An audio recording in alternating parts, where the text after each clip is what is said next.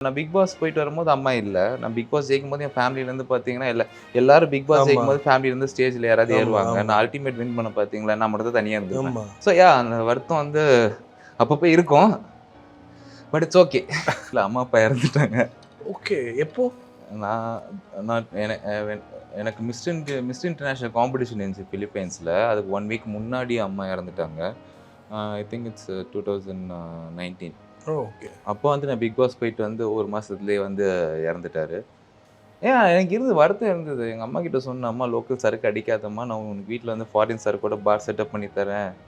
கூட்ட கேஸ் ஆயிடும்" அப்படின்னு நான் சொல்லியிருக்கேன் நெறைய வாட்டி. எதனால what are they like addict ஆயிட்டாங்களா இல்ல அவங்களுக்கும் ஒரு pressure everyone has their own reason. Everybody has a problem. எனக்கு கேட்டா இது வந்து இன்டிசிப்ளின் தான் சொல்லுவேன்.